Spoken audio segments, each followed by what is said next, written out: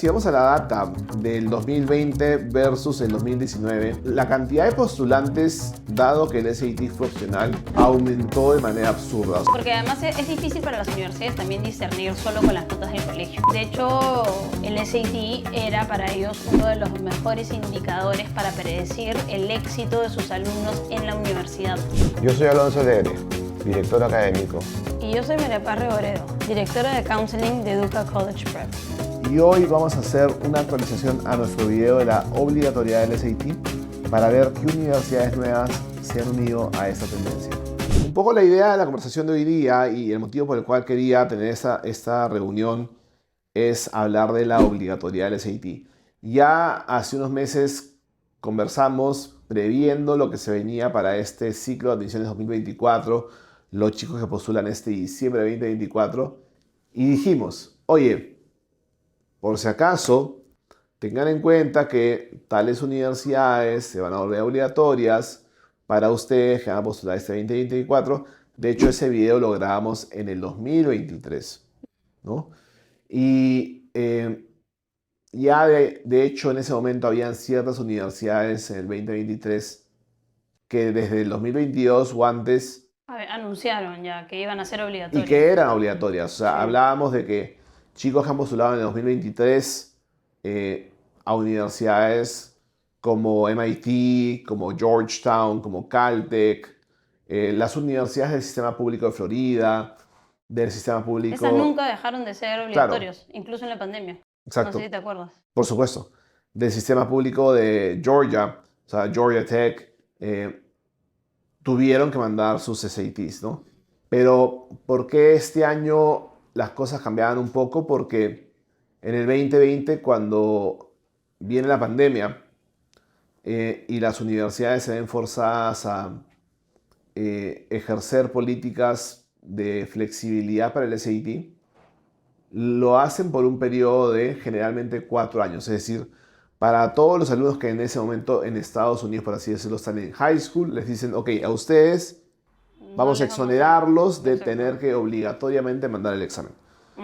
Bueno, esos alumnos que en ese momento estaban iniciando high school, ya se graduaron, ¿no? O sea, entonces como que ya esas políticas terminaron y hay universidades pues que han dicho este año, a inicios de 2024, oye, yo regreso a ser obligatorio. Cuéntame un poquito de cuáles han sido.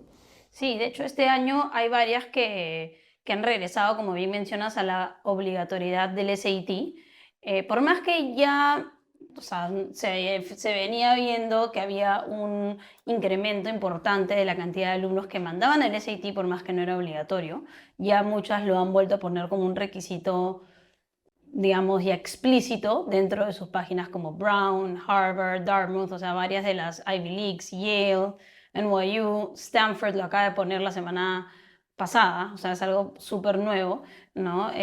Porque ahorita en verdad estamos en el hemisferio norte, en el calendario americano, en un proceso de transición, ¿no? Ha acabado el año académico previo y está por arrancar el año académico 24-25. Entonces todavía las universidades están en proceso de terminar de sacar sus políticas para los procesos de este año. Y no me sorprendería que en las siguientes semanas, en los siguientes meses, algunas otras terminen de anunciar la obligatoriedad para hacer match a sus contrapartes. Pero igual, por ejemplo, ahorita tenemos 4 Ivy Leagues que están obligatorias y las otras, si bien te dicen que va a ser, por ejemplo, Penn va a ser obligatoria el próximo año, Cornell, dependiendo de la facultad, pero digamos que si quiero ser competitivo, las probabilidades de entrar sin un SAT son muy pequeñas. Yo tengo entendido que Cornell ya anunció que para el 2025 va a ser obligatoria. Para todas, Sí, pero ahorita exacto. es para ciertas facultades Exacto. sí y ciertas no. Y Penn no lo ha hecho porque cuando llega la pandemia, ellos dan ese plazo de exoneración hasta el 2025. Entonces es muy probable que de acá a 12 meses Penn diga, yo también soy obligatorio, ¿no? Entonces, hoy por hoy tenemos 4 universidades de 8 Ivy Leagues que ya para ese ciclo de admisiones son obligatorias, una quinta confirmada para el próximo año y posiblemente una sexta que también el próximo año la confirme, ¿no? No sabemos mucho todavía sobre Princeton y sobre Columbia, pero bueno, Pero es probable que sigan la misma Algo tendencia. está sucediendo, ¿no? Y entre otras, y hay un motivo por el cual, porque en realidad si vamos a la data del 2020 versus el 2019, eh, la cantidad de postulantes entre un año y el otro, dado que el SAT fue opcional, Sin flow. aumentó de manera absurda. O sea, la universidad que a mí más me sorprende fue Colgate, que más que duplicó, aumentó en 104% su cantidad de postulantes. Hablamos que MIT alrededor de 60%, Harvard alrededor de 50%. O sea, ya no tenías un número que te decía, No tenían un tú filtro, no, pues. Exacto. ¿no? Porque además es difícil para las universidades también discernir solo con las notas del colegio. De hecho, el Admissions Dean de MIT declaró este mismo año al New York Times de que el SAT era para ellos uno de los mejores indicadores para predecir el éxito de sus alumnos en la universidad, Exacto. ¿no? Entonces que han regresado a esa como que variable hard, como que variable para Hard poder, data. exacto, hard data para poder tomar las decisiones, porque ahora también con el tema de la inteligencia artificial y muchas otras herramientas que los chicos utilizan y para poder hacer sus procesos, la universidad necesita tener de dónde cogerse, necesita tener de dónde poder discernir este sí y este Correcto, no. correcto. Sí. De hecho, yo creo que ahora lo que están buscando es efectivamente que ya el alumno tenga un número en que diga, oye, pucha, mi 1300 no me alcanza para postular a Harvard. Ujú. Y eso fue un poco el motivo del SAT, ¿no? Fue una herramienta de autodiscriminación en que tú digas en cuáles crees que puedes, en cuáles crees que no. Y va a volver en muchas universidades porque se les ha ido de las manos la cantidad de postulantes. Entonces, quieren simplemente que postulen los alumnos que tienen las cualidades que ellos están buscando, ¿no? Y dicho ello, exactamente cuando Dartmouth hace 2 meses, que fue la primera de estas en empezar a regresar a la obligatoriedad, eh, lanza su anuncio público de vamos a ser obligatorios, lo hace con una, digamos, investigación de sus sociólogos y de sus economistas que en los últimos 4 años habían investigado a la población de alumnos de Dartmouth Ujú.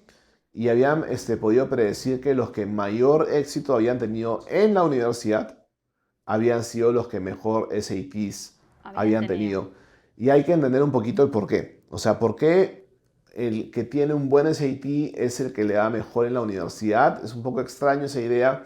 No el que tiene las mejores notas del colegio, no el que tiene las mejores extracurriculares, no el que tiene las mejores recomendaciones. ¿Por qué el que toma este examen es el que data científica, ¿no? de economistas, de sociólogos de Dartmouth, es el que le fue mejor en Dartmouth, una universidad muy rigurosa académicamente, una Ivy League, y yo creo que es por un motivo muy, muy sencillo.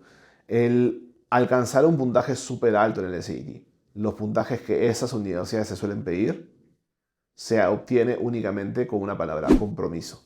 Así es. Es estudiar horas de horas de horas, porque el SAT es un examen de velocidad.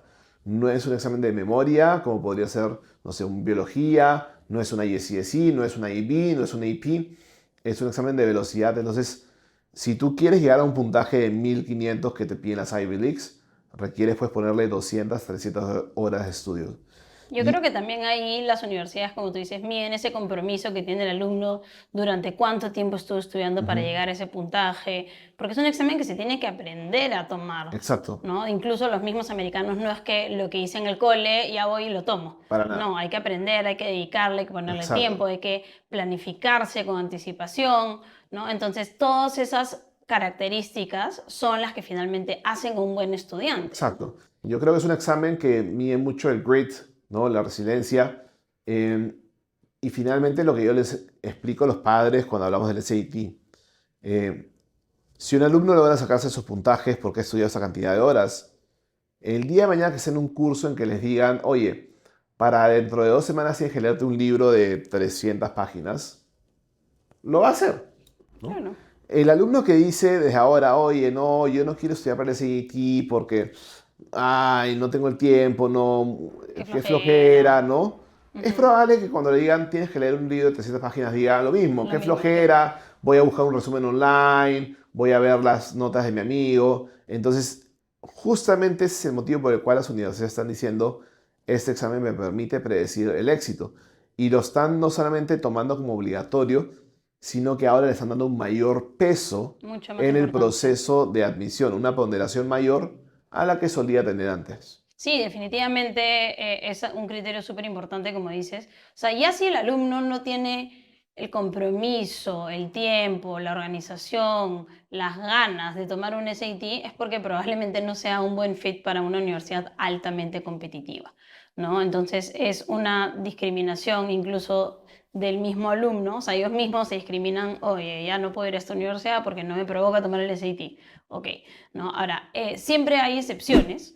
Creo que eso es importante también mencionarlo al tema del SAT. Por ejemplo, me pasó que tenía un alumno con una discapacidad y que Perú no le podía dar las acomodaciones, o sea, no le podía dar la ayuda para poder tomar el SAT, que sí se lo podían dar en Estados Unidos, pero era muy complejo que viaje a Estados Unidos a tomarlo. Entonces, a ese alumno se le puede mandar como un permiso especial, digamos. O sea, las universidades tampoco son intransigentes, pero si tú estás en un lugar donde se toma el SAT, donde todos pueden tomar el SAT, y tú puedes tomar el SAT y decides no tomarlo, ya estamos hablando de que hay un proceso de decisión del alumno de no empujarse a su máximo potencial.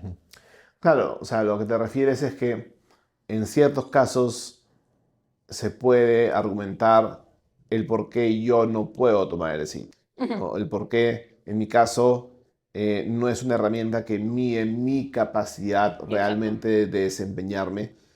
Son casos muy puntuales. Muy ¿no? puntuales. Hablamos de 1 o 2% de alumnos que deberían aplicar eso. ¿no? No es la norma, no es, oye, estoy con mucha carga académica en el colegio, estoy con mis IBs, ya no me da más tiempo para estudiar.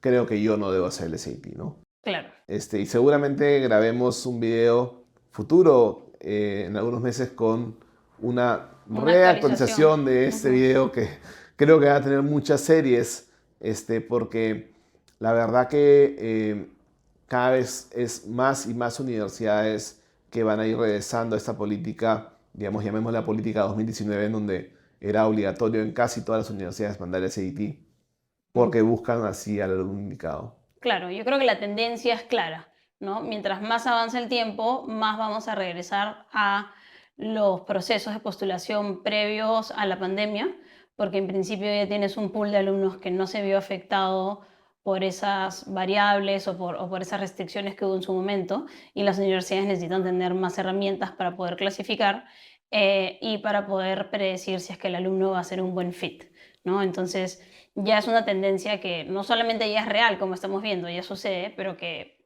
en un par de años todas van a regresar a la misma política, ¿no? Entonces, si es que yo estoy ahorita en tercero y pienso postular en quinto, de una vez me tengo que poner las Hay que pilas, empezar. ¿no? Porque no, ya sabemos que eso va a pasar y cada año va a ser más importante. Claro que sí. Un gusto conversar contigo, María Paz, como siempre. Igual, cuídate. Chao. Que esté muy bien, nos vemos pronto. Cuídense mucho, nos vemos. Un consultor, como nosotros, un consultor educativo, lo que va a buscar es cuál es la mejor opción para el alumno. Es decir, que no hay ningún tipo de sesgo al momento de poder ayudar a la familia a encontrar cuál es la universidad indicada para ellos como familia.